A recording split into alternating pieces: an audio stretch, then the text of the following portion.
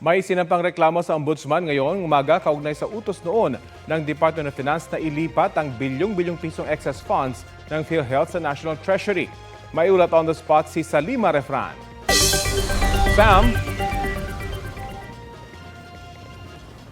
Rafi, plunder, graft, malversation at grave misconduct ang inihain ng isang grupo dito sa Office of the Ombudsman laban kina dating Finance Secretary at ngayong Executive Secretary Ralph Recto at dating PhilHealth President Emmanuel Ledesma. Kaugnayan ang ineneklara ng Korte Suprema na labag sa batas sa paglilipat ng halos 90 billion na excess funds ng PhilHealth sa National Treasury para pondohan ang iba pang programa ng gobyerno.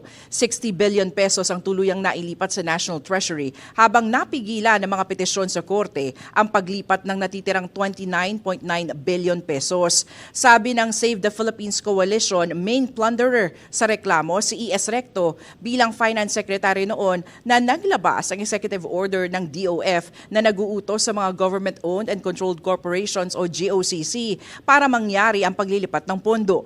Ang pondong ito ng PhilHealth ay dapat lamang para sa pagpapaganda ng serbisyo o di kaya pagpapababa ng kontribusyon ng mga miyembro nito. Damay rin sa reklamo si Ledesma dahil pinayagan niyang mangyari ito.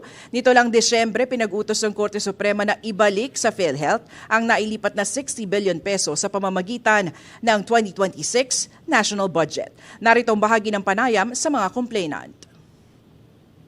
Yung desisyon kasi ng Korte Suprema, it became the premise of our case. Kasi yung desisyon ng Korte Suprema is just the constitutionality of the transfer. Ang plunder component dyan, by virtue of his position, si DOF Secretary Recto. Kasi siya yung nag-implement.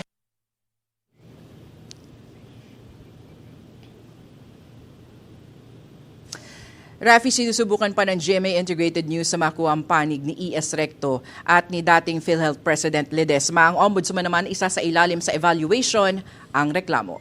Yan muna latest mula nga dito sa Quezon City. Rafi. Maraming salamat, Salima Refran.